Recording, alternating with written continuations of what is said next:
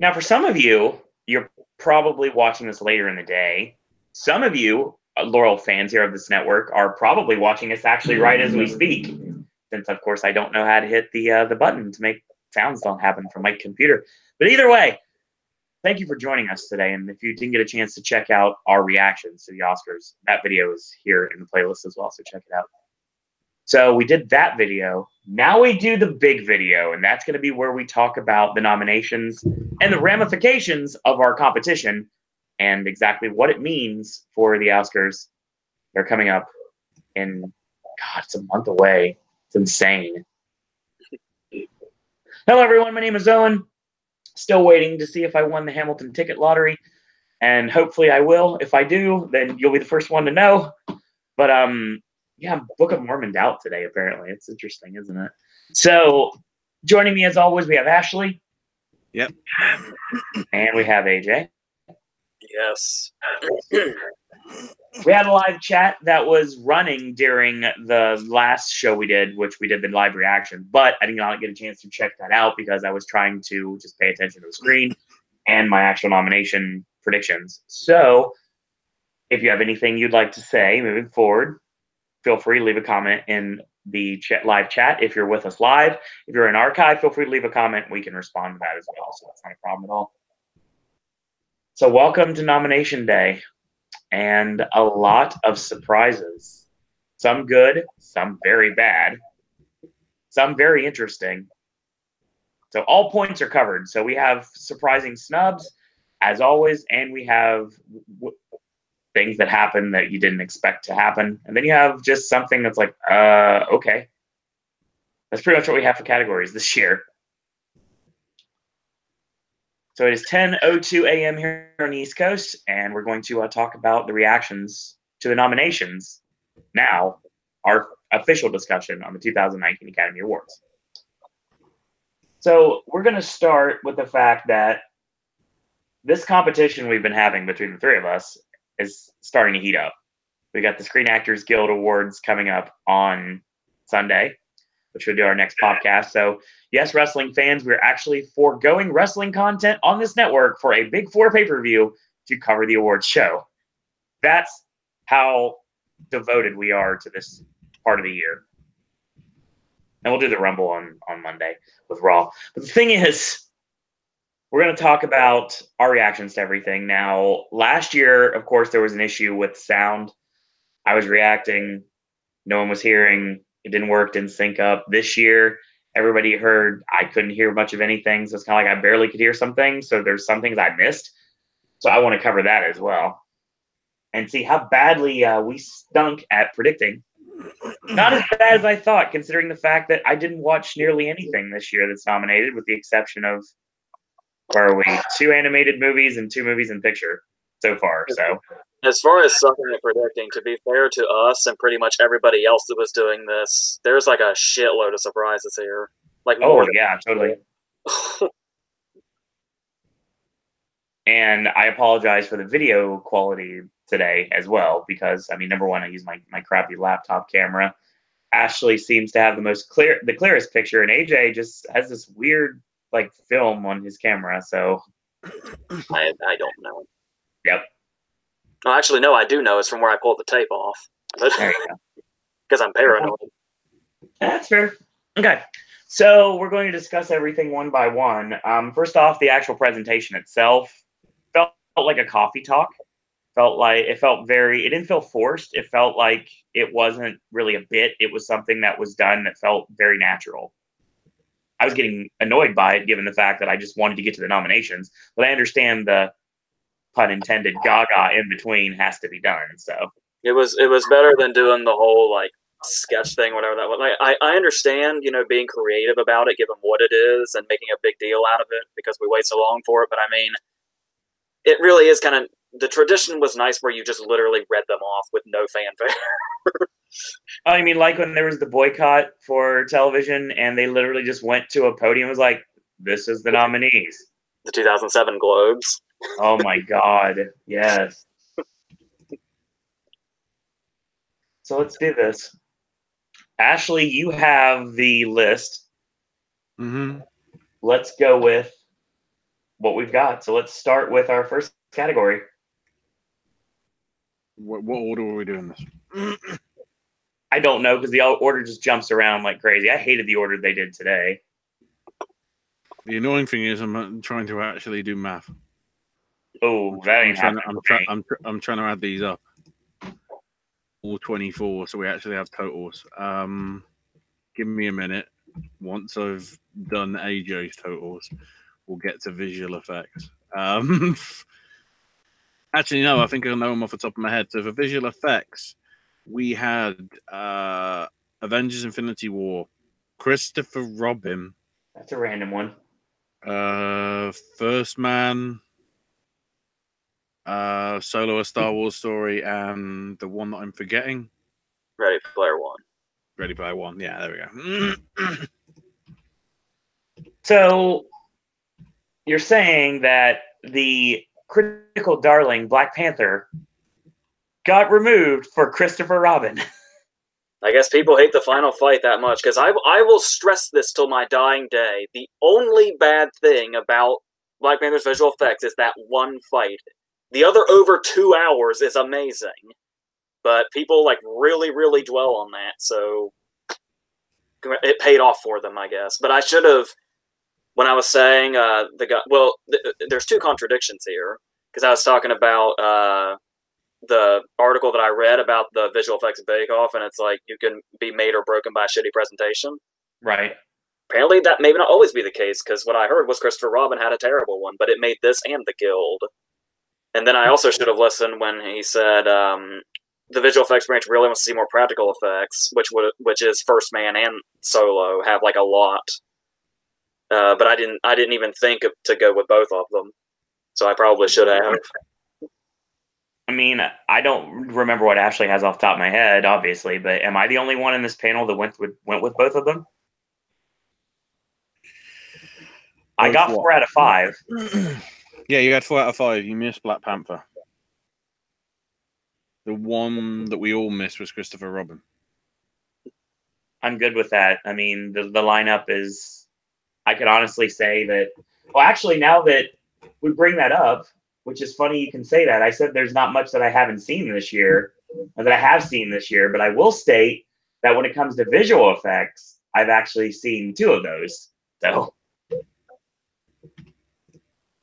because I saw the Avengers, and obviously I saw Ready Player One. So, needless to say, the only thing I missed out on was First Man, which I had 3 chances to see, but I never got around to.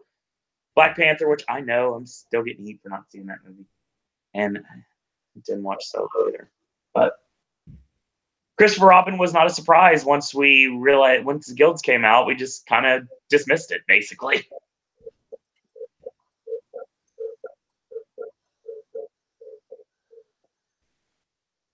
So AJ, what did you have? So what did you miss on?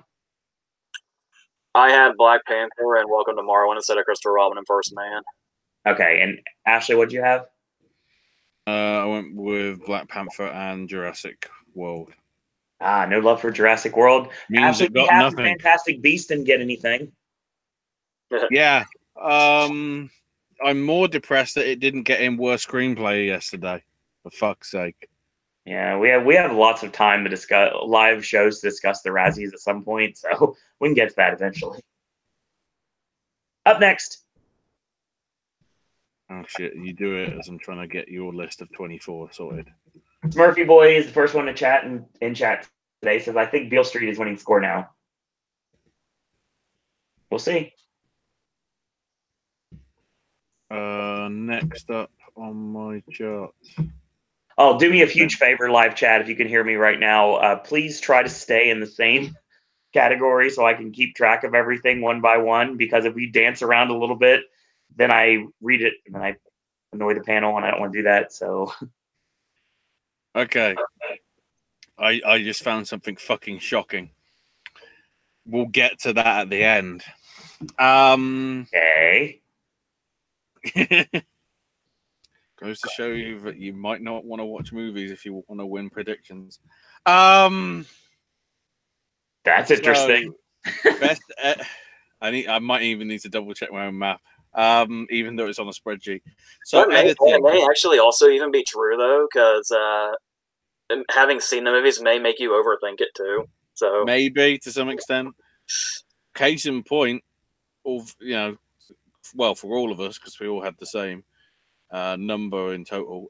Best editing, we had Black Klansman, Bohemian Rhapsody, The Favorite, Green Book, and Vice. We all had Klansman. You two had Vice, and I had Bohemian Rhapsody. I knew I should have gone for The Favorite, but the thing is I put Black Klansman where I would have put The Favorite, so I should have just gone with both. What was the fifth? Not Vice, before Vice. The Favorite. Okay, that's right. I'm trying to keep track of everything. Yeah, I said this, but I don't know how. I have no idea what the sound is going to sound like on that other video, so I'll just say it again. Obviously, Green Book really needed this to be, because obviously it already has PGA now, which is a big deal, but it also kind of feels like, could it be like a Big Short scenario or something, especially since Fairley did miss. But I mean, it's definitely in the game if it got in here, especially since it's not exactly. It's not as nearly visible as something like A Star Is Born, which could have been in its place. I like to think the Dave Chappelle scene alone is why A Star Is Born missed, because that scene is chopped all the hell. But and I did not win Hamilton lottery, so I will try again in 40 minutes. Anyway, honestly, I don't dislike Roma because I haven't seen it, so I can't say if I like it or hate it. But I'm happy it missed here. Honestly, seeing it get so much love everywhere else, it needed to lose somewhere, and I'm glad it lost here. Trying to see if anything high profile missed via A Star Is Born missing here sucks. Well, the thing about Roma also is number one, I wasn't really sure given how much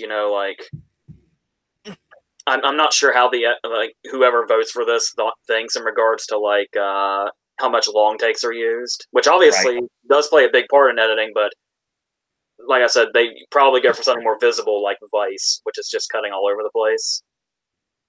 But as far as it taking a hit there, I do think this is one of those cases where usually a front runner missing in editing would be a really big deal, but given how well Roma did anyway, I would say probably eventually cancels it out. Any hits it could take from this. But if you're looking at it from a perspective of potential Best Picture winners right now, I would state that anything that's in editing has a good shot at picture at this point. Yeah, because I'm trying to think, was it Spotlight that basically only had editing and then got picture? Because,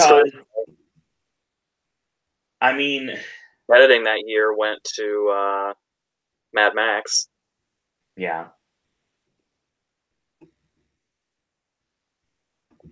I mean, Black Klansman is a question mark because we don't know what it could potentially win. I mean, let's say Bohemian Rhapsody. Let's say Malik wins. Let's say Ali wins for Green Book. Let's say I don't want this to happen, obviously, because I want Gaga to win this, but I'm not dumb to believe that that's going to happen at this point. Let's say Coleman wins for The Favorite, just to say, for sake of argument. And let's say, obviously, Adams wins for Vice. So you have backups for the wins leading you to picture. And any of these five are in a really good spot for Best Picture right now. Plus Roma, of course.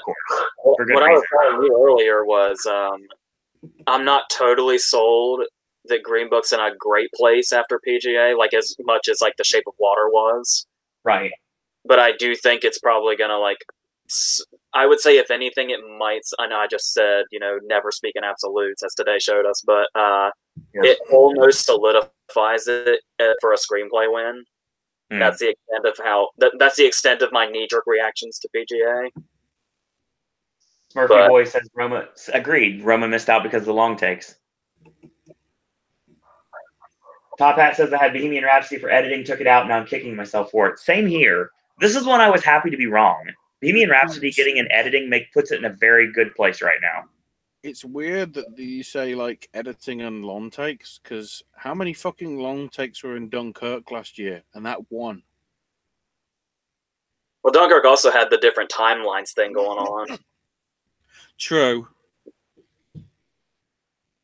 But at the same time, there were some long ass shots in there. So I got 2 in editing. Ashley, what'd you get? 2. And AJ? Also 2. Over 2s. I knew I should have gone for the favorite. That's bugging me.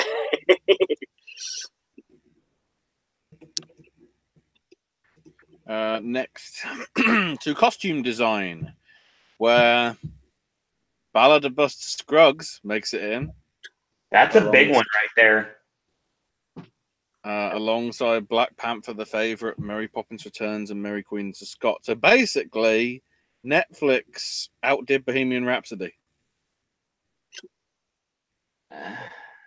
on all our lists. So Yeah, I don't know how I agree with. I mean, I'm happy with the Coen brothers, obviously. But the thing is, I mean, it sucks it had to come at the best Bohemian Rhapsody. Did you notice that Roma and the Ballad of Buster Scruggs did so well for Netflix, yet they fell behind in the category they're usually really prominent in? Yeah. Of course, falling behind really only means Zion and Sugar's Miss, but still, that's usually the category that they're all over. I mean, I don't know. This is not Owen Bags on Black Panther Day, but I mean, without seeing the movie, what's the deal with costumes in a superhero film? Seriously. There's so many different ones going on. There's the superhero costumes, there's the Wakanda costumes, there's the areas that aren't Wakanda costumes. I don't want to say normal, but yeah, there's like a whole damn variety of them, and it's a really nice one, especially the Wakanda costumes. I mean, and you have all the period movies redesigned, but I cannot get over how fucking awesome his suit is. I know it's like just black, really, but it's fucking awesome. But obviously, that was established 2 movies ago, but still. I cannot. Yeah, I don't remember anything about that actually, but I remembered it was kind of cool. But I mean, it's like, okay, sure. I guess I don't buy the hype. I need to watch the movie. I know, I get it. Buster Scruggs getting in here was a big deal. Mm-hmm. I mean, these contemporary costumes. Obviously, I haven't seen that film yet either. No, it's all like a Western setting. So basically, period piece, period piece, period piece, period piece, and Black Panther. Yep. Which to some extent is period, because there's at least one bit when it's set in the 80s. Well, yeah. And Poppins has a lot more going on than you would think also, because all the different numbers have all the different costumes. It's not just like the, of the era and all that. I mean, not bad. I mean, I went with it. It's just I was hoping for Bohemian Rhapsody to get in here, and the Ballad of Buster Scruggs gets in instead. Which, I mean, it sucks that that's the movie that it had to take out. But I mean, it's cool that it's in there. Yeah, I only just now realized Bohemian Rhapsody's missing here. Yeah. Well, when you predict it, that's when it's harder. That's harder to forget. Let's see. Top Hat says there's 5 separate tribes in Wakanda, so a mixture of cultural costumes.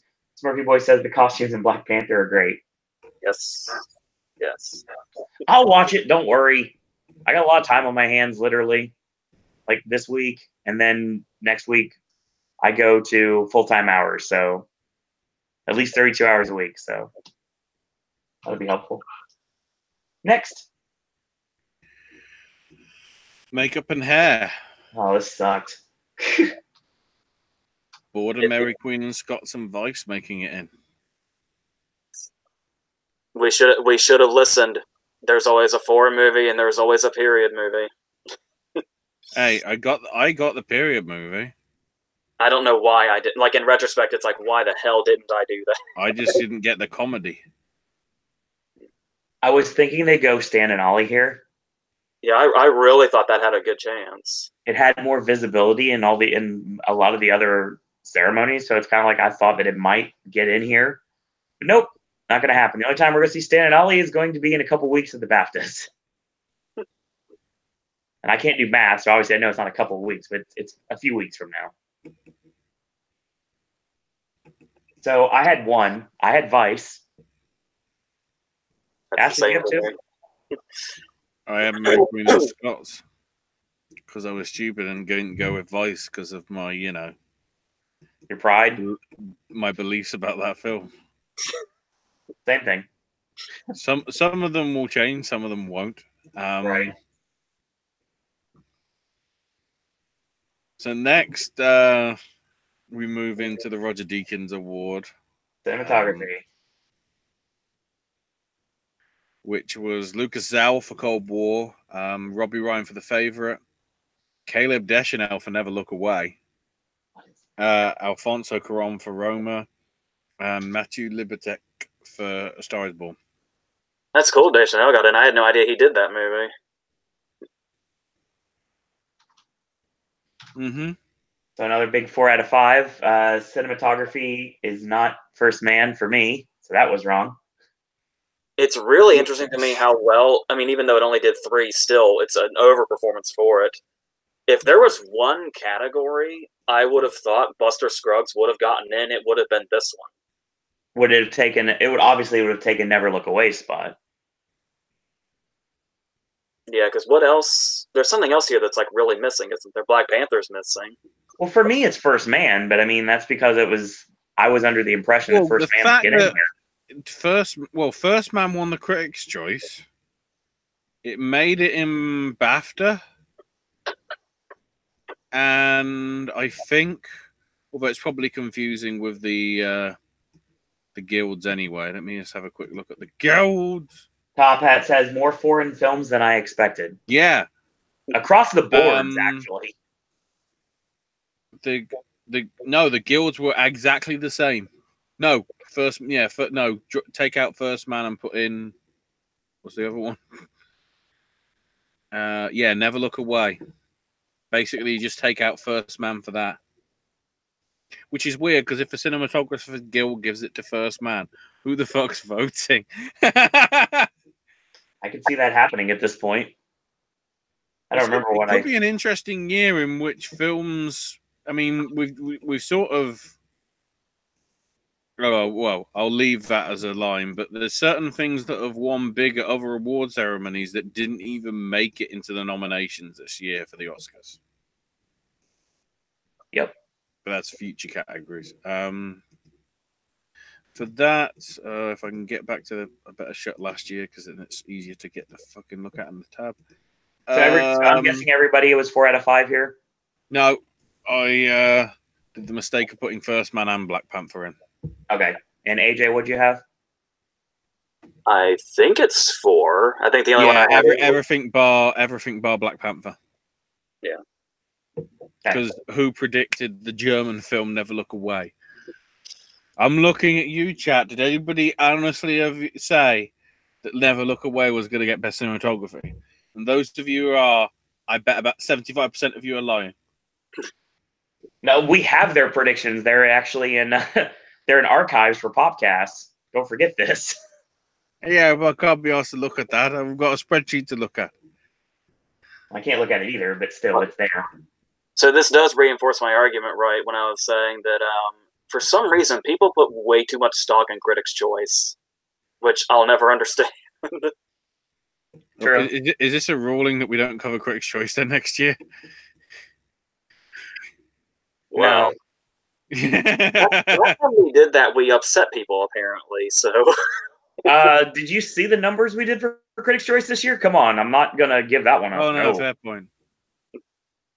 Then again, some people in chat might be angry about the London Film Critics giving Best Actor to Ethan Hawke, but there you go.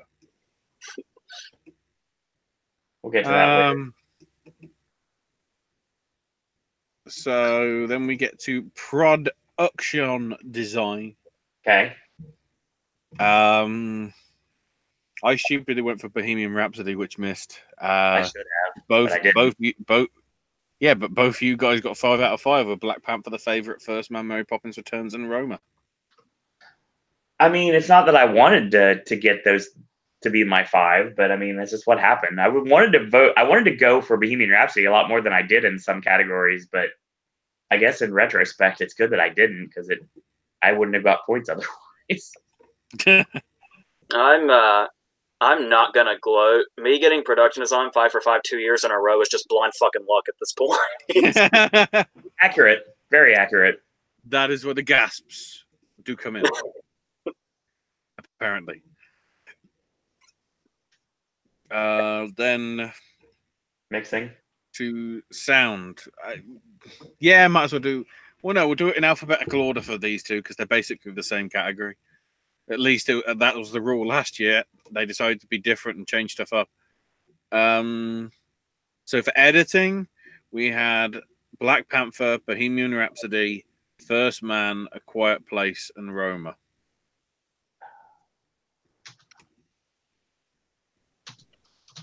They've got 2 more chances. At some point, a Mission Impossible movie will be nominated for something.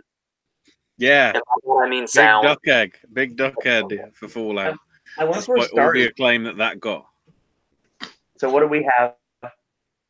I'm guessing we all just missed one. We missed Roma. I didn't say I said I didn't say Bohemian Rhapsody, did I? Or did I? No, you had Black Panther, First Man, Fallout, Quiet Place, and A Star Is Born. Yeah. As usual, we got it in the wrong fucking sound category in some cases. And then mixing. Actually, what you have? I missed on Fallout. Okay. But I'm sort of pleased that I went with Quiet Place. Okay. And then for mixing, it was Black Panther, Bohemian Rhapsody, First Man, Roma, and A Star Is Born.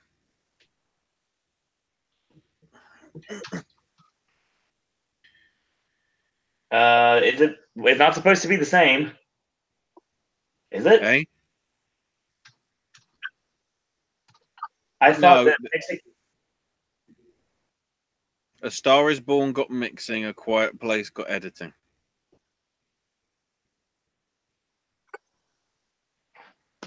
I thought I had all 5 in one of those categories. I guess not. No, I did. I had all 5 in sound mixing. Blind luck is the best luck, says Mr. Top Hat. Yeah, that's true. Oh, we'll get to that.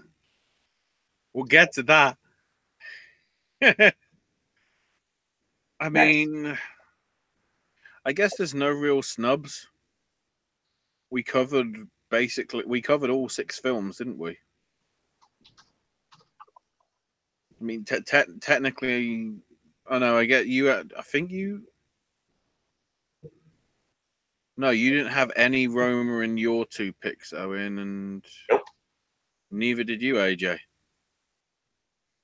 I had Ready Player One in mixing? Yeah. So I was the only one that, I mean, across the 2 categories, actually got all 6. Even though that doesn't actually count in the voting figures. I mean, if it did, so other results may have happened.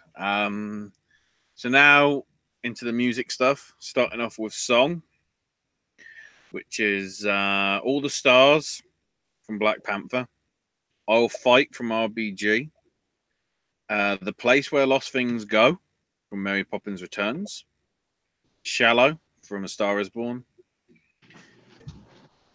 and When a Cowboy Trades His Spurs for Wings from The Ballad of Buster Scruggs. I can't wait to see that. There's the left field 5th one. I went with the wrong happy go upbeat one and went with the more Tim Blake Nelson doing his shit. Are we to assume he's going to perform it? God, I hope so. I really do. I mean, obviously with All the Stars, it's just going to be Kendrick Lamar. And All Fight is going to be Hudson. Mary Poppins Returns is probably just going to be Blunt. Please. Get her probably Blunt Miranda. Yeah, but Miranda isn't in that song. They'll figure out a way. Just for the ratings. They'll just have him. They'll just go, "Fuck this song. A cover is not the book." I mean, we've got to fill the time because there's no host. Shallow is going to be Just awesome do a live. cover is not I'm the looking book. forward to that.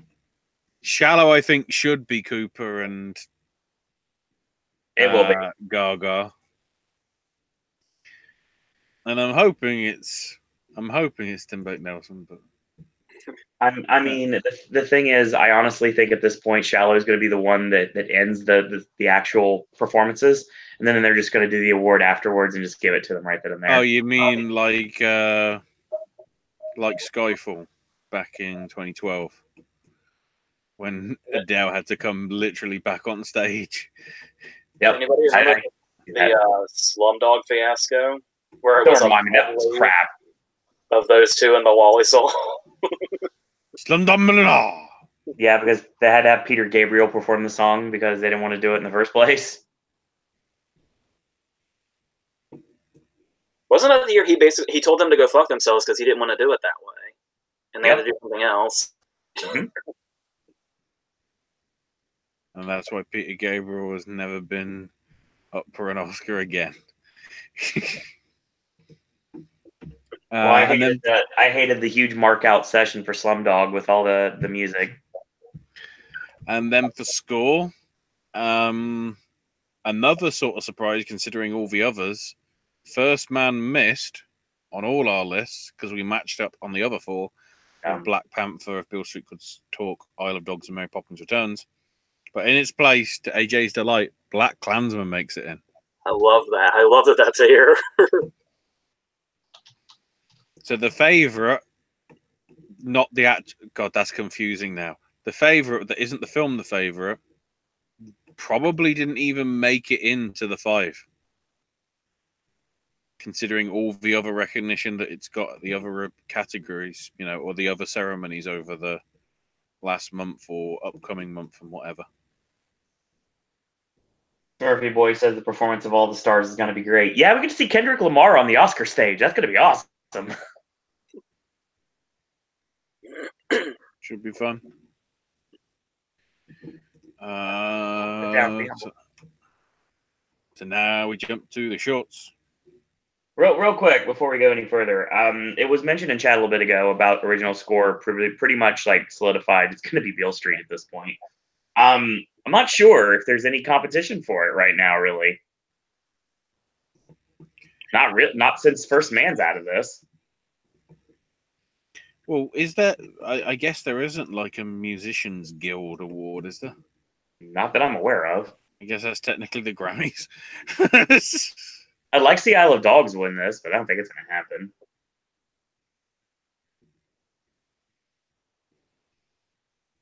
All right, let's go into the shorts. So, with animated shorts, we have Animal Behavior, Bow, Late Afternoon, One Small Step, and Weekends.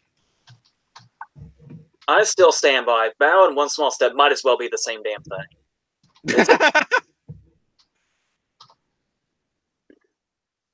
Okay. Okay. I haven't been able to sort of see any of these, but same. Well, shock surprise, I'm guessed by anybody. I like that Weird Ass Weekends did manage to get in here. I mean, there's always one weird one. You were talking about Pepe Lemorse not getting in because of its controversial subject matter and the fact that it's just so crass. I mean, you were right. Congratulations. I wasn't counting that against it. I was just saying that's the kind of thing it was. Right. And as you pointed out, that didn't stop Logo-Rama. No, it did not. Love Logo-Rama. I love Logo-Rama. Everyone should love. If you haven't seen Logo-Rama, go back and watch it. The Oscars used to have really good, really awesome animated shorts. And then Paperman ruined it all. Yeah, I like Paperman. Then it was just like, oh, now it's serious stuff rather than quirky stuff. Like, what was it? Guacamole? I remember being nominated. Fresh Guacamole? Yeah. Such a random. I'm telling you, those couple years, there were some really solid. To be fair, even though I didn't go with it and I said I didn't think it was the kind of thing they'd go with, Animal Behavior is kind of like it's like a comedic one. So that's the best we got with that. Top Hat says bail because bail. Yep, pretty much. We'll get to that. So we're set. So I missed 2. You had 3. You did the best out of all of us on that. Yeah, I had one small step, bail, and animal behavior. I had late afternoon along with Bow. And AJ had weekends. So technically together we all got all 5. That makes sense. That's usually normalcy here. Speaking of not getting all 5, this sucked. Live action short. We all sucked on this one. Caroline, which was like the favorite. Yeah. Not the favorite. Fuck. It's okay. Didn't even get nominated. Nope. Instead, we had Detainment, Boo, Valve, Marguerite, Mother. Oh wait, sorry, it hasn't got the exclamation point. Keep making that mistake. And Skin. I actually saw Foul last night, and as I was watching, I was like, I probably should have gone with this. It's basically Gus Van Sant's Jerry, only with 2 kids. It's basically what it is.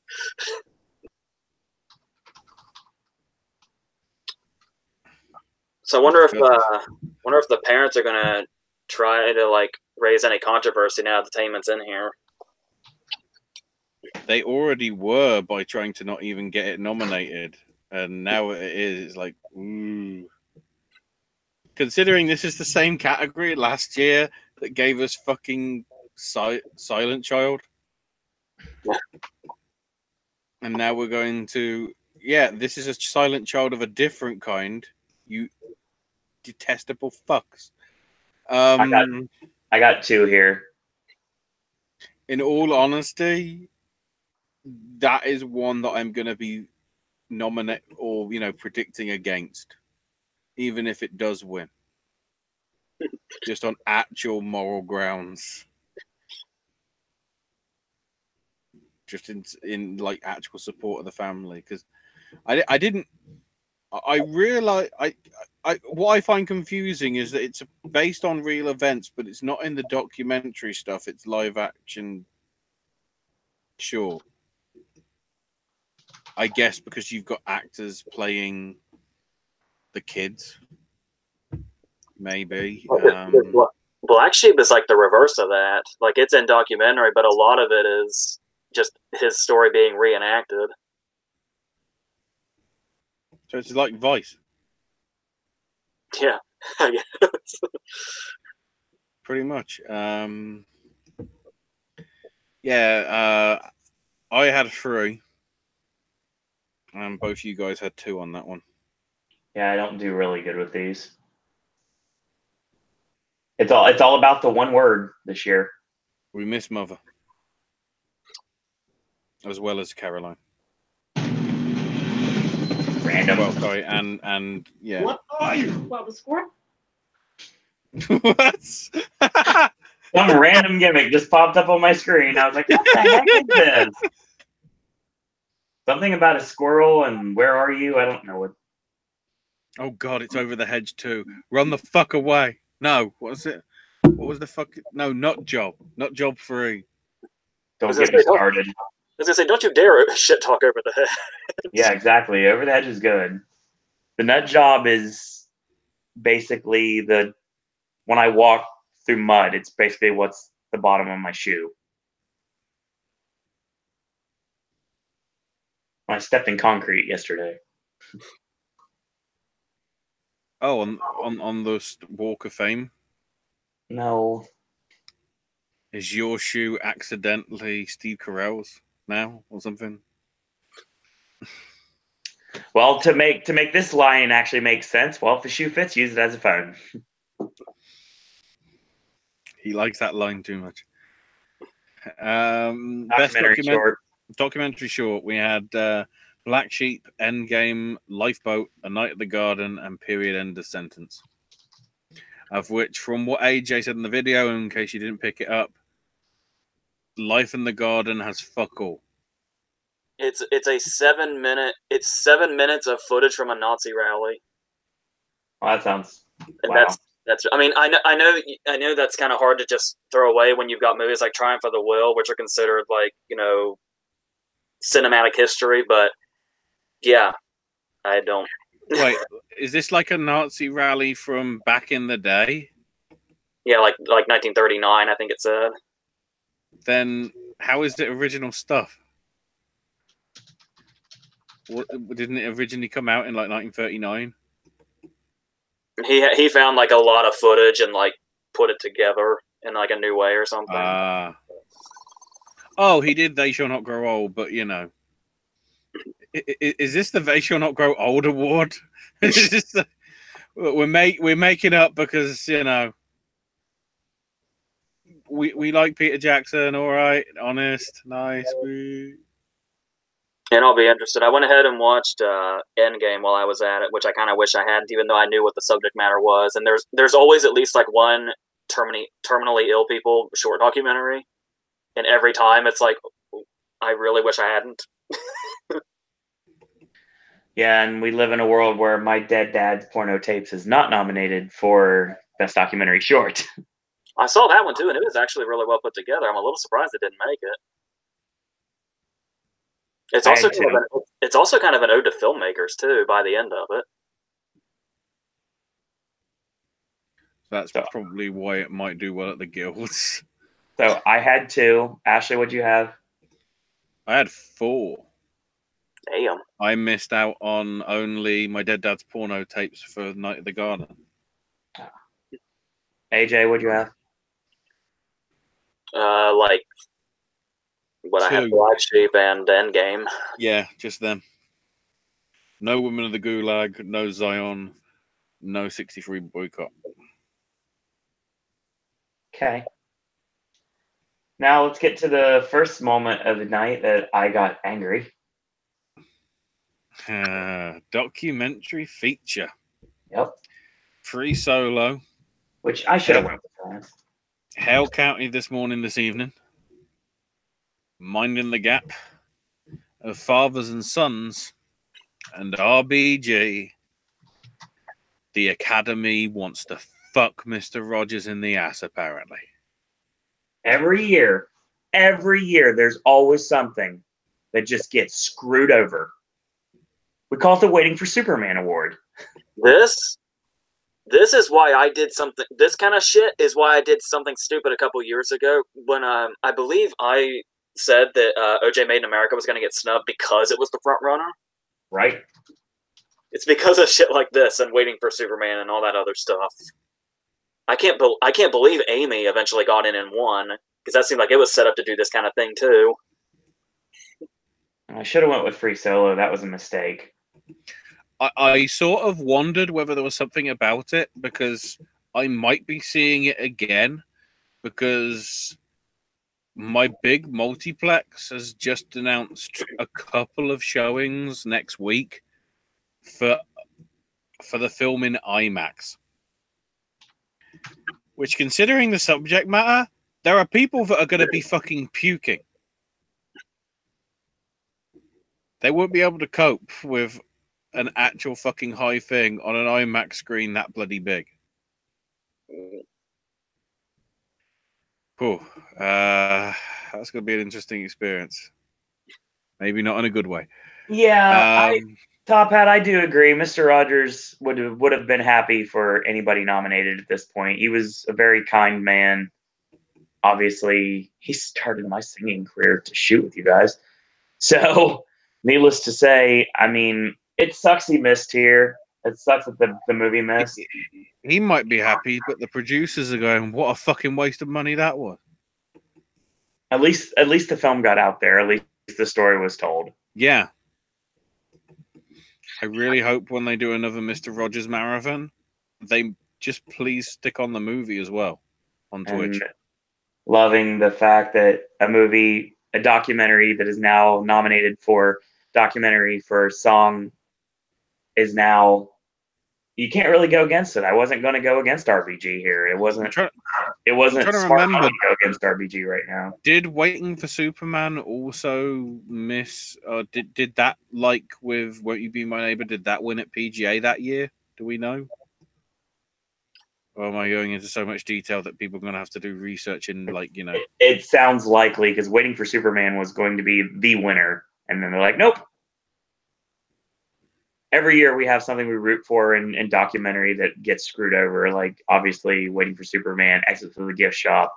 These are things that just you think you're going to. No, it got in, but it didn't win. A lot of people think it was going to win. Either the front runner doesn't get in or it doesn't win. That's just usually how it works with documentary. As sun is not blinding. Technically, the front runner got no nominations here, Owen. Won't You Be My Neighbor is this year's Jane. Yeah, but I'm trying to remember if Jane won the BAFTA last year. I don't know off the top of my head. Speaking of documentary, I had two. AJ, what'd you have? I don't have the actual nominees in front of me. But yeah, Solo, Minding the Gap, and RBG. Yeah, along with Shirkers and Mr. Rogers. We all missed on Hale County and Fathers and Sons. Right. It was in the back of my head. I knew I should. It just sounded like one of those titles they would have to say. Stupid sun. Sorry, it's blinding sun outside. That's the reason why I'm blasting you guys with the. You turned into a Malik movie there for a second. Kind of. It fits my life right now. Well, no, is it a J.J. Abrams movie? Too much lens flare. Yeah. Best foreign language film. Yeah, I'm doing this in the order of the language, even though they actually did it in the more traditional way of just the film's name this time around compared to previous years. So from Lebanon. Oh no, I put them in the different order. So I've actually put them in the order that they listed. Fuck it. So we had Capernaum from Lebanon, Cold War from Poland, Never Look Back from Germany, Roma from Mexico, and Shoplifters from Japan. So the big victim here is Burning. That makes sense. I didn't even think about that. Never Look Away is the same director as The Lives of Others. Oh, previous convictions right there.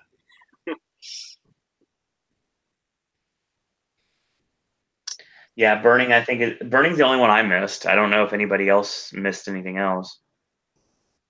Yeah, AJ missed with The Guilty. Okay. He went right. But he went for the wrong European country. If I would have known Never Look Back was in this thing, I probably would have went with it. But I didn't know it was going to get another nomination beforehand. None of us did. They don't normally replicate too much in terms of foreign and best anything else. It's a rarity. Then for animated,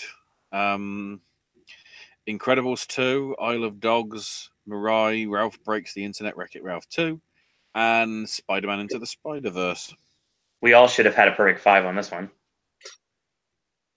Wow, is that some shade at AJ for picking the Grinch then? No, I forgot he picked the Grinch, honestly.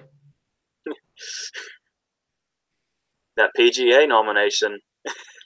Seriously, though, it was I worked for the company. The thing is... And the whole Boss Baby thing. It made perfect sense at the time. When it came down to it this year, I think, like we said earlier, obvious is sometimes too obvious, and sometimes obvious is correct. So we've been staring these 5 down since day one, pretty much, and it never made any sense to deviate from it. Because the Annies don't matter, not in the Oscar sense. So it made sense to be the 5. You always have to have something of a curveball, like AJ was saying with the Grinch and everything, with like Ferdinand and the Boss Baby last year. But I mean, this year it's just like, nope, we're just going to give you all the 5 you think it's going to be. No surprises here. Now I'm sure there's people that are doing this just like we are that would be like, what's Mariah? And like, even though, but still, I mean, we were predicting this lineup pretty much all along. It had a one-night fan event here. I probably should have gone. Top Hat said it's going to go to Incredibles 2, and we'll all be upset it didn't go to Spider-Man. I think with everybody loving it so much, I think Spider-Man's winning this. Incredibles 2 winning would remind me of when Big Hero 6 beat How to Train Your Dragon 2. Right. After the Lego Movie snub. Academy doesn't like Illumination. Well, that's a fair point. Oh, wow, so they're biased against the French? Holy shit, you heard it here last. Well, it's like all the news that broke recently about John Lasseter going into Skydance. Oh, that's why they gave nothing to Mission Impossible Fallout then. They're making a stand. So then... So that was 5, 5, and 4, right? Yeah. Okay. So now we move into the usual territory for us, the Big 8. So for adapted screenplay, we have the Coen brothers for The Ballad of Buster Scruggs. Fucking Charlie Watchdale, David Rubinitz, Kevin Wilmot, and Spike Lee for Black Klansman. Nicole Holofcener and Jeff Whitty, for Can You Ever Forgive Me? Barry Jenkins for If Beale Street Could Talk, and Bradley Cooper and Eric Roth, and apparently somebody else, but I didn't have that in anybody's listings, for A Star Is Born.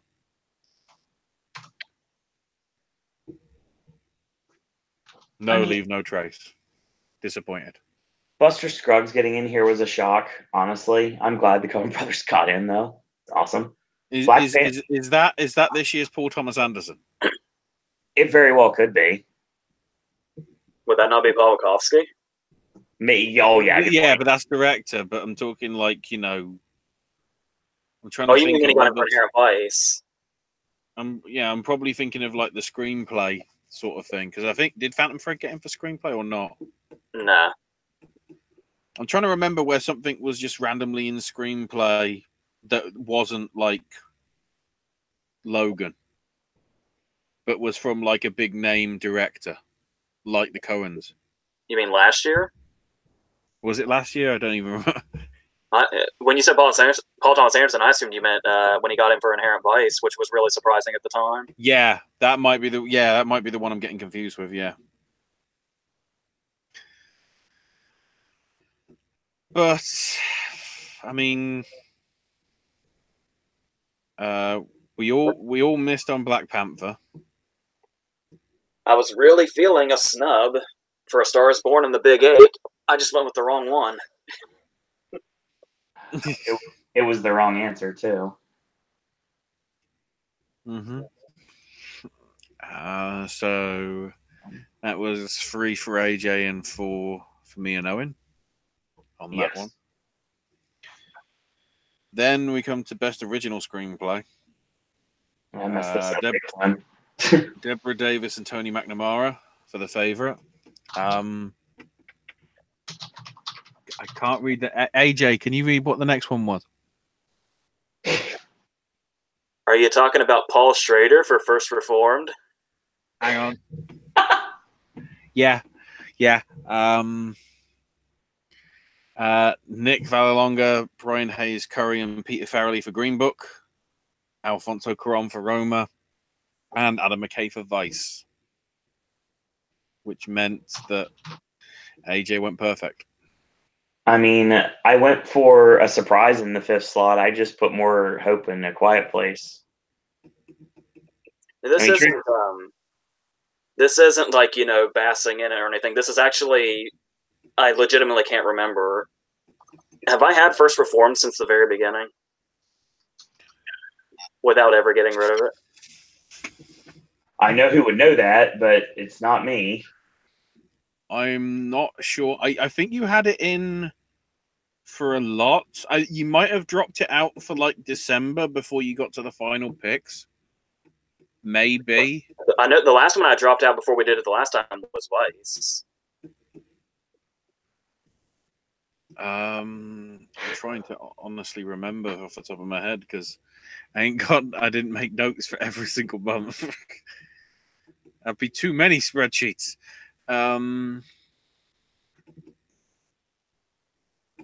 I vaguely remember there was 1 month when it wasn't in, but then it came back, and I don't know whether that was like the December one or the November one.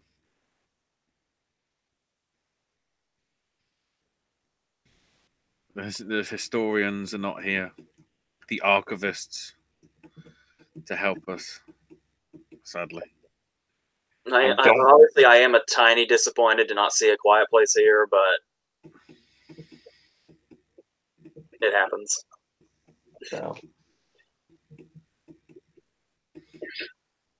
So with that, so what do we have? I had A Quiet Place here. Ashley, what same here. Okay.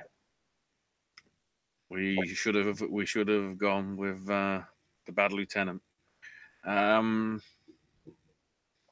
So then, and this was the first one they announced, which may have set the tone. Supporting actress. We all had Amy Adams. Great. We all had Regina King. Great. We all had Emma Stone. Great. We all had Rachel Weisz. Great. We all had Margot Robbie. Nope.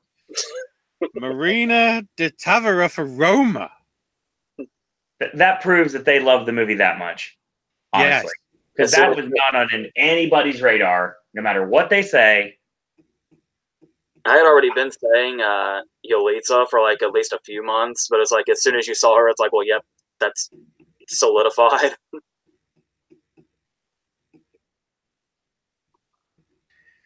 Some weird ones.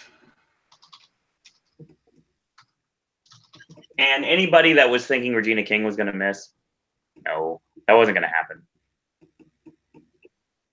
She's winning at this point. I'm pretty sure. Unless the same person wins SAG and BAFTA, then she's got something to worry about. That's possible, but I think the only competition she really has is Amy Adams. Yeah, because it's the same theory we've been floating around. It would be Adams for SAG, and it would be either Stone or Weisz for BAFTA. I don't remember what I said for SAG off the top of my head. I think I said Adams for. It should be on the chart if you look. I said Adams for SAG because King is not at SAG. Yeah. And she's not a BAFTA either. Of course, I went for Blunt. God, if Amy does miss that, that's gonna be like, honestly, we might as well maybe give the Oscar to Regina King, unless of course it does go to Roma, because this is clearly an out. If this is in here, is it in here as like a fourth or fifth and just sneaks in, or as Owen said, considering how much they love it, is this like just going to come from nowhere and win? No, the Martha Harden thing. Yeah, I guess it just slid in at the last minute. It honestly was something that was a load of Pollock. Out of everybody's radar and completely away from anybody's predictions, and then out of nowhere, it takes that fifth slot that could have gone to absolutely anything. Because Margot Robbie, let's be serious here. Most of us didn't consider Margot Robbie like solidified in this fifth slot. Yeah, considering what I saw and heard from reviews saying, it's not historically accurate, I was like, I just feel that there's going to be enough criticism of that for it's still getting the tech categories because the costume looked nice and whatever, but the acting might not stand a chance. And lo and behold, turned out I was right. Even though I actually went for it in my picks. I kind of feel. I mean, I haven't seen the movie obviously yet, but I will state that to me personally, just judging by everything, it feels like it's a tag along for the love of Roma. That's all it is. Do you say the same thing about Manville and Phantom Thread? I mean, potentially. Manville did something in Phantom Thread I've never seen before. Do you remember during the ceremony when her clip got cheered in the middle of it instead of after it? Well, it was a justified spot. I mean, well, I have to see the movie before I can decide if this is a justified fifth slot or not.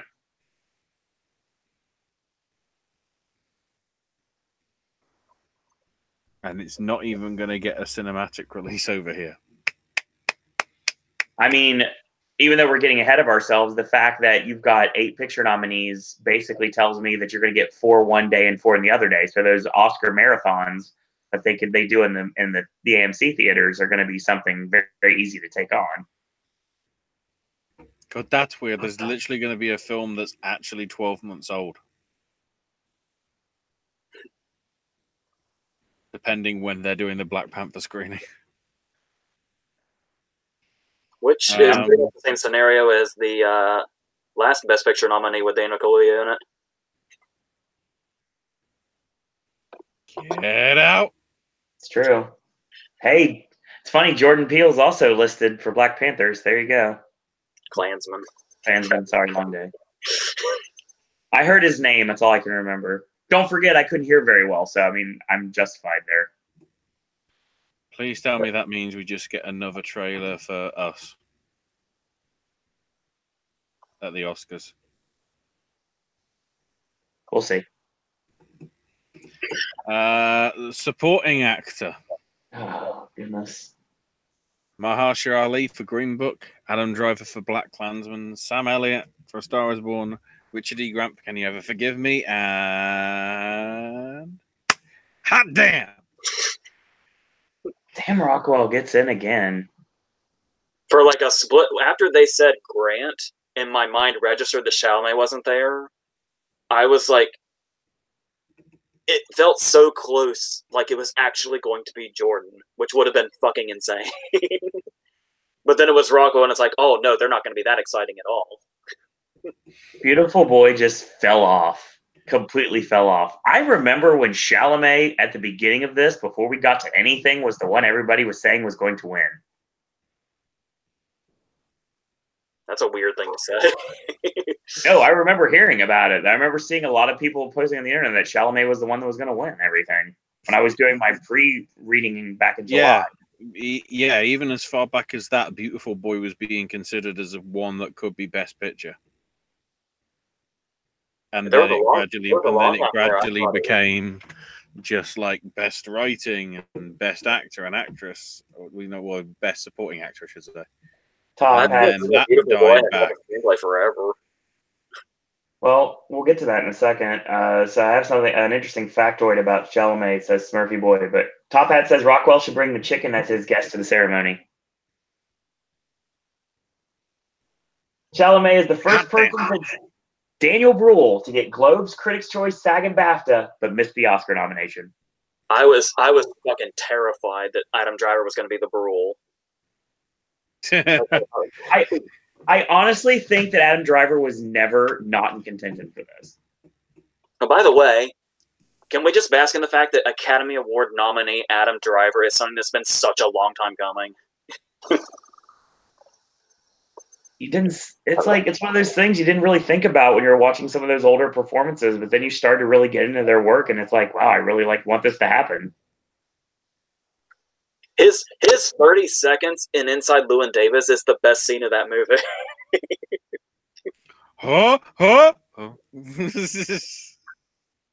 Even that bit as he's warming up for Please, Mr. Kennedy. That bit alone. Yes. Let's be honest. He probably just got the Oscar. He probably just got the Oscar nomination though for playing the old guy on SNL this past month. No, Matt, the radar technician on SNL. Get it straight. No, you haven't seen him as the old guy. Grind your opponents into dust and eat their bones. Now, who wants some Jell-O? Just like brilliant. Sam Rockwell has a cameo in Vice. Michael B. Jordan would be a better surprise nominee. Told you guys Jordan wasn't going to get in. Sorry. Didn't happen. But then again, we all said that Rockwell wouldn't get it either, so we were wrong. Okay, I keep trashing Rockwell. After all this, I 3 billboards last year. Come on, watch the videos from last year.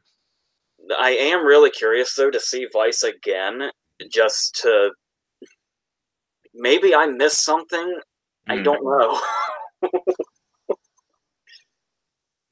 I'm trying. Once again, I'm very, very hopeful that the theater does the marathon because then I can finally watch them properly. Like I said, the most powerful scene he has is the scene where he addresses the nation. But the reason that scene is so powerful is when it cuts away from him. Yeah, because what it shows after that, that's like the punchline to the scene. But whatever. Wow. Cheney's the one in control. So yeah, we all went 4 for 5 in supporting actor. Mm-hmm. I missed on. Oh no, we all missed on Chalamet. Yes. And I was saying Chalamet was starting to lose his luster, and I just kept putting him in here and putting him in there because it felt like it was habit. And I think what screwed me over with Chalamet was seeing the movie. Because after I saw the movie, I was like, "Oh my god, he's so good! He's definitely in now." So it's like that's where you like get better by not seeing the movie. And the performances that I saw this year did well for the most part. Well, let's talk about that. But you didn't see Glenn Close as the wife. No, I don't think it ever came here. Well, I think it might have been here for a week, maybe. Speaking of, this is the most boring one because we all said the same picks and we all got it 100% right. Best actress was Yalitza Aparicio for the Roma, Glenn Close for the wife, Olivia Colman for the favorite, Radio Gaga for A Star Is Born, and Melissa McCarthy for Can You Ever Forgive Me? Combining actor and actress there with that reference. Yeah, maybe. They're both. I didn't want to say Stephanie Giamatti like nearly other people are. Germanata. Smurfy Boy said this. Steve Carell had a better supporting role in Vice. Yes, totally. Yeah. Someone else got screwed over by Beautiful Boy. Well, no, he also had a better supporting role in Battle of the Sexes, but you know. Yes. Foxcatcher. Was that more lead though? Either way, he should have been nominated and won. Mark. Best actress was going to be boring this whole year anyway. I love how you remembered at the last minute that Carell was nominated because you're like, he should have been nominated and won. You do remember he was nominated, right? Right. I kind of screamed in your ear when that happened. You should remember. I remember, yes.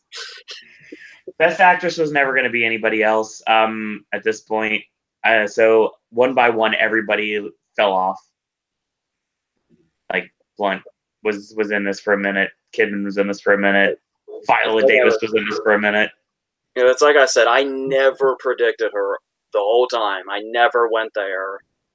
And I knew this 5. Like, I was so certain of this 5. But still, just not hearing her name hurt more than I expected it to. Even as ready as I was.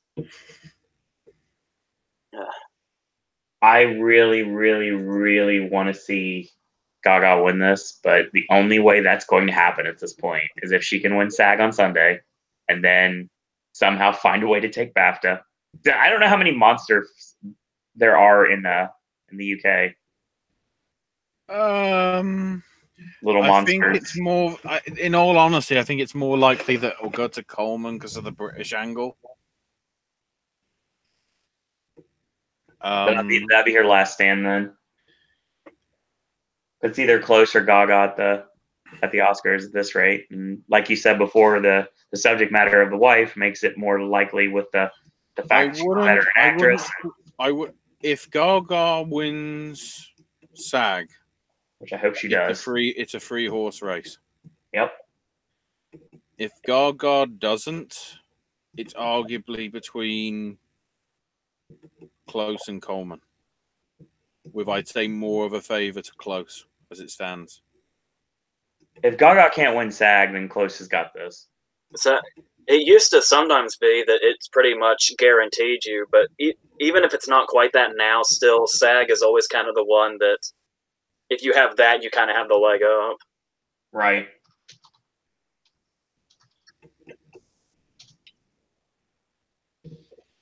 So let's go to Best Actor.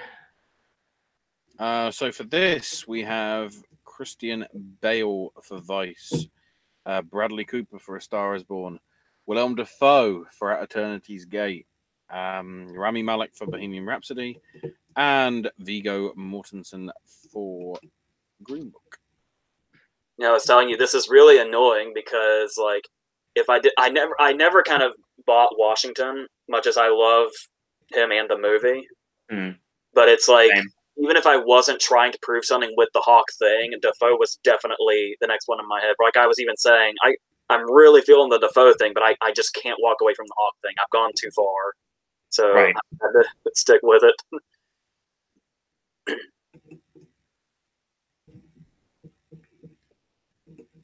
And of course, the interesting thing is, as I say, it's not coming out here till like April or May, so you might be seeing Dafoe at next year's BAFTAs. Maybe. It's just going to be fucking weird. See, here's the thing about this right now is all the controversy that surrounds the movie and everything because of Bryan Singer. I really, at this point, think that if Malik can win BAFTA and he can find a way to take SAG from Bale, I think Rami Malek's going to be an Oscar winner after the ceremony. I would like to think there's two things that could obviously happen here. Either, as I was saying earlier, there's too many controversies, so they've pretty much been pushed to the side because obviously Green Book just won PGA. Yep. I mean, and then that issues. But then there's the whole thing of now that they've been nominated, people are going to try harder to make them controversies again or more in the spotlight of it. But Green Book probably helps that Fairley isn't in director, but still, I'm sure people Green Book is not in. Green Book isn't in a lot. It's sort of doing a spotlight. Yeah, that editing nom speaks volumes, though. Mm-hmm. Anything that's nominated for editing right now, I think has got a legitimate chance to win picture, and everything else is out with the exception of Roma. Yeah, Roma missing editing doesn't really change anything as far as Roma's position. Not at all. You can easily see it as an anomaly in this situation. So I'd say right now we have a 6-horse race, legitimately, for picture. Anything that's nominated in editing plus Roma. Well, the fact that London film critic that I saw that was talking about the BAFTAs saying, oh, well, us critics think that the BAFTA is going to go to either, The Favourite or A Star Is Born. Didn't even mention Roma, despite the fact the London film critics gave it to fucking Roma. What shit are they smoking? Yeah, and the interesting also, a lot of people, before Green Book did the PGA thing and all that, I know a lot of people had it as Roma #1 and A Star Is Born #2, and people have been talking about how A Star Is Born has been dying a little bit. I'm not really sure what the Cooper snub says about that. Because that was really frustrating. The comparison I made at the very start when I brought up the possibility that could happen, however many months ago that was the Ben Affleck comparison, which we saw what happened with that. But the difference, though, is that Affleck was the front runner at the time, whereas nobody's beating Cuarón. No. That's an absolute you can speak in. Nobody's beating Cuarón. I wish that wasn't the case, but that's how it is. But the thing also is, what the hell was I about to say? The fact when you look at what bumped Cooper out, like if it was fairly in his place, I would feel like that's a big hit for A Star Is Born, but that something is out of nowhere as Paul Wachowski being in his place is interesting. It's like how he got bumped out for Haneke for Amour. Affleck did. To the actual Tony guy. Yeah, we'll talk about. Go fuck yourself, man. I was so angry when that happened, and everybody knows that. So, So with director, we have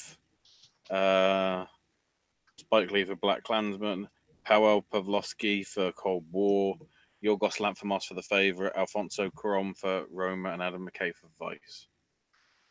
Which apparently, hang on, I've got to go to the Oscars press thing that I had. well, the fact sheet was like fucking gold. Well, here's the issue here that I'm seeing right now. Immediately, the first thing I can say is Adam McKay making it in is really good for Vice. Really good news for Vice. Did you? I know we had to kind of convince you. Did you finally put Lanthimos in before we ended? I certainly did.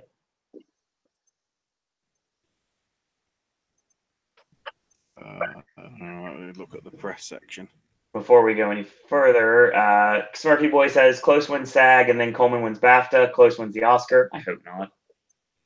Smurfy Boy says Cooper needs to win SAG to stay in the race. Yeah. It's not going to happen, though. If you're talking about actor, he has no chance. It's SAG. That's all they could be talking about. Yeah. You have to, obviously, not head spinning. Yeah, for the first time, 2 directors for films nominated in foreign language made it in Best Director.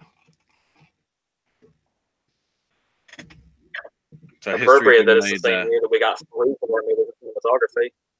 Mm-hmm. So it's the foreign movie revolution of the Oscars this year. And then you're ready for that award show next year. As we expected, or at least a few of us did, I think, Crazy Rich Asians is nowhere to be found. Nope, nowhere to be found. It Wonder Woman.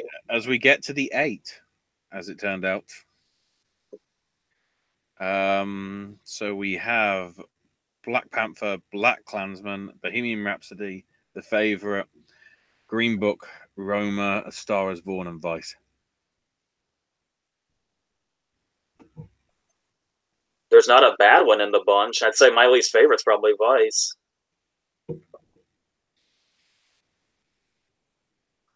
They're all strong. And I've been saying since day one, if you go back to the predictions, Bohemian Rhapsody was in my picture lineup from the beginning. I remember that. I kept it in the whole way, and everybody was calling me crazy in chat all the time. Hey, who the dummy now? Comedy for 2 is still comedy. Now I'm just fucking creeped out. Oscars and DGA never line up. No, Fairley was never getting in here. I had reservations about McKay getting in here at this point, but he got in, so I'm happy with that. Top Hat says no Happy Time Murders in Picture rigged. Razzies. Hang on. Was it? Oh no, yeah, did it get worse? I couldn't remember what Happy Time Murders did and didn't get. I just glanced at this for 2 seconds because of the fact that I've been saying the entire run we'd have 7 picture nominees. Mm-hmm. I mean, I guess to me it's just like 7 picture nominees. They went with what they wanted to go with. Everything makes sense. There's nothing that doesn't make any sense at all. They didn't go for anything out in left field. Yeah, like they easily could have done. So Widows isn't here. Crazy Rich Asians isn't here. First Man's not here. These are all things that were potential Best Picture nominees at the beginning that are completely gone. Quiet Place. Yeah, Quiet Place sucks. Obviously, Mary Poppins Returns. The lack of Guild turnout for Beale Street turned out to be right. Yeah, at the last minute, I bumped Beale Street out of my picture lineup, and it was in there until like the very last one. So I'm guessing. See, that of course is now interesting because that means none of the films at the Spirits are up for Best Picture. which is weird considering how that's nearly always been the case in previous years. Smurfy Boy says Beale Street deserved Best Picture nomination. I mean, I had it in there, but it just kind of fell off a little bit, honestly. It's got Regina King, it's got score, and that's about it. Well, you also talk about the Spirit Awards not having picture nominees. That takes me back to when The Wrestler beat The Hurt Locker, but the Hurt Locker came out the year before it was in the Oscar race. It's like that kind of goes to show you just how influenced things are by momentum. And with movies like The Wrestler and The Dark Knight, there's a reason why we have a field of more than 5 movies now. Joseph, Black Panther finally broke the curse. We're witnessing it right now. Black Panther would. I don't think Black Panther would be in there if it was 5. It may have just scraped in, but the thing is, bringing up the elephant in the room, considering how it was announced and then got buried. Would Black Panther have made it in this 8 had there been a most popular film category? I doubt it. Honestly. I think that's hard to say because the guilds really took to it. Yeah. Like the industry as a whole. That SAG Ensemble nomination, that PGA nomination, it all speaks for it. So okay, so if you have a 5 right now, if you ran Best Picture right now with a rightful 5 instead of 35 different movies, obviously you'd have Roma in there. I'd say Roma, Black Klansman, Vice, Green Book, and A Star Is Born. Star Is Born is questionable for me though. Would you go with Star Is Born or would you go with The Favorite? Lanthimos to me just kind of feels like if it were 5, he'd be the director but no picture nomination kind of thing. But with him getting in and Cooper missing, that gives credence to that idea as well. Yeah, because they both, obviously Lanthimos kind of gives it the edge when you look at the stats, but they both have 3 acting nominations and a screenplay nomination. So and there were a lot of things that could have bumped A Star Is Born out of screenplay that didn't. That's true. So that's the fact that Black Panther and Leave No Trace couldn't hit it out. I think there was even another one I'm not thinking of. A lot of things could have taken it out and they didn't, so that held on. We have a first-time commenter in chat, Joseph DiGristina, says Bohemian Rhapsody sucks, no matter how many nominations it got that it did not deserve. Well, you're entitled to your opinion, man. And I'm still saying the fact that Paul Wachowski is the one that's in Cooper's place makes it less of a hit to A Star Is Born. Yeah, totally. Because like I said, if it was somebody like Fairley, then I would be concerned, but yeah. I mean, Cooper deserved the director nomination. He really did, honestly. I haven't seen Cold War, so I can't really justify it, but I'm very interested to see Cold War now, and it's actually going to start playing at the Art House Theater here soon. So nice. I think the reason we didn't have a bigger turnout for the actual show tonight was the fact that the normalcy we had pop into chat. We had Mr. Top Hat and Smurfy Boy in here, and we had some occasional Kathy wasn't here, and with a lot of the normal viewership we have. They weren't here because it's a school day and there's work. And I have a feeling Archive will get these comments we've been waiting for. And Sunday, when we do our Screen Actors Guild podcast after it's over, I mean, we'll probably get more documentation on that, more people giving their ideas about the Oscar nominations and what it meant to them as well. Speaking of nominations, that being said, yes, go with it. So the leaders, plural, are Favorite and Roma with 10 each. Yep. A Star Is Born and Vice both have 8. Black Panther with 7. Black Klansman with 6. Bohemian Rhapsody and Green Book with 5. First Man and Mary Poppins Returns with 4. 3 for Ballad of Buster Scruggs, Can You Ever Forgive Me? Cold War and If Beale Street Could Talk, and Isle of Dogs, Mary Queen of Scots, Never Look Away, and RBG have 2. That number is probably another argument for The Favorite being top 5. Mm-hmm. but it also kind of reminds me of a movie that, well, this movie didn't obviously have this much of a turnout, but Dreamgirls missing with, what was it, 8 nominations? Yep. Mm-hmm. So, I mean, 10 is a big ass number, but I don't know. That's something we'll never know, though, so it's hardly worth, tearing our brains apart to figure it out. And This is a tough call if you're trying to figure that out. And Yeah. then the interesting sidebars. Black Panther is the first comic book-based film to earn a Best Picture nomination, although Skippy was nominated for Outstanding Production at the 4th Academy Awards, which would have been, 31? Yeah. That was based on a comic strip. Huh. I had no idea. Rather than a comic book. So... well, obviously, we all know if it would have been this field of more than 5, The Dark Knight would have been the first one. Well, Skippy also won director, so that's got to be its own thing. A Star is Born is the 4th film version to receive Academy Award nominations for a total of 26. The acting nominations are the 3rd for both lead characters after the 1937 and 1954 one. Wow, did they really not like Streisand or Christopherson then? A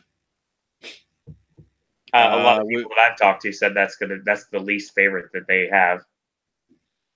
With 10 nominations, Roma has tied the record held by Crouching Tiger, Hidden Dragon for the most nominations received by a foreign language film. It's also the 10th foreign language film nominated for Best Picture, and the 5th to be nominated for both foreign language and picture. Can you name the other 4? Trivia. 3 of them are obvious, I'd argue. There was Crouching Tiger, Amor, Cries and Whispers in foreign? No. Think back 20 years ago. Pratt deciding to go over the seas. Life is beautiful. Yeah. Life is beautiful. And then the one you probably won't get, Z from 1969. Shit, yeah. Alfonso is the 4th person to receive 4 nominations in 4 different award categories for the same film. Warren Beatty did so twice for Heaven Can Wait and Reds. The Coen brothers received nominations for picture directing and writing, and shared for editing under the pseudonym Roderick Janes for No Country for Old Men. What? I love that. What a great made-up name. And Alan Menken received 4 nominations in 2 music categories for Beauty and the Beast back in 91 as well.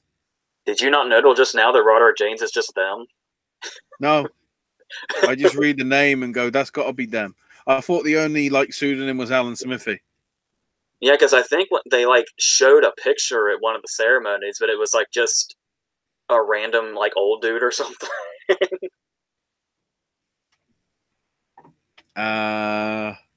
As I previously mentioned, for the first time, 2 directors of film nominated in foreign language have got directing.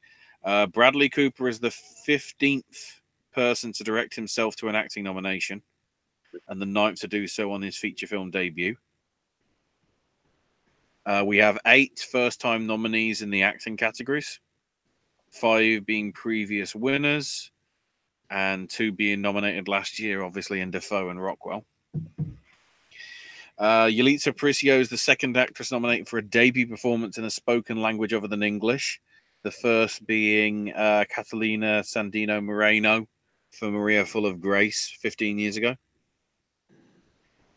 Lady Gaga is the 2nd person to receive acting and song for the same film, with Mary J. Blige doing it last year for Mudbound. Cinematography nominations for Cold War and Roma mark the first time since 1966 that 2 black and white films have been nominated in the same category in a single year. And since 1967, when the Academy eliminated a separate award category for black and white cinematography, there have only been 15 black and white films nominated for cinematography. And Sandy Powell has the most nominations for costume design of any living person with 14. The overall record belongs to Edith Head with 35. What we're saying is that people need to make a shit ton of movies if they're going to catch Edith's record. And then looking at the release dates, because they actually released this as if it's some sort of trivia thing. Black Panther will be literally a year after the ceremony, because it was February 15th. Klansman was August 9th. Star is Born was October 4th. Then Bohemian Rhapsody November 1st, even though it was October here in the UK. Green Book November 15th. Roma November 21st on Netflix. The Favourite November 22nd. And Vice on Christmas Eve. Okay. So Mr. Top Hat says he's at work right now. Uh-oh. And Christopher Robin with 1. Smurfy Boy says Roma, The Favourite, A Star is Born, Green Book, and Black Klansman would be his 5. God, we actually live in a world where Christopher Robin's got an Oscar nomination. Suicide Squad all over again. So I think that's our show. If you are here for awards coverage, we'll be back here on Sunday night after the SAG Awards. So get ready for that. Like I said, we forego wrestling content on the network because of award show content. So even though I will forego it, but I'm actually looking at when is it? Okay, so it's 2 hours, 1 till 3. So the Rumble will probably still be happening. So I'll be reacting that on a second. If something happens and Owen needs to be told that such and such wrestler has shown up, I'm gonna have to just like breaking news, Owen. okay. Dwayne showed up. I am going, now that I have a list of everything, I'm going to try to watch everything. I don't know when, but eventually I will. I don't know how I'm going to see it, but I'll figure it out. I need to look at the list. Oh. Wow. So yeah, apart from Roma, because it's on Netflix, I've already seen all 8 or 7, which is a rarity because normally there's one that comes out like in February. I guess technically Vice opens this coming weekend for us, so people will be able to catch it that way. But I only have to see 6 technically, so that's good. The 2 movies I did see actually got nominated for pictures, so we're good. Gaia says, "Hey guys, Willem Dafoe, thank you, thank you." Yeah, you said that. That's your show, ladies and gentlemen. So join us on Archive. If you're listening to us on Archive, thank you for tuning in for our award show coverage. We'll be continuing for our SAG Awards podcast on Sunday night. We'll be doing our BAFTA podcast afterwards later on in February. And then, of course, the Spirit Awards and the Oscars. So once again, I want to thank everyone for joining us tonight, whether live or in archive. And until tomorrow, boys and girls, that's all we're going to say about that. what a surprise.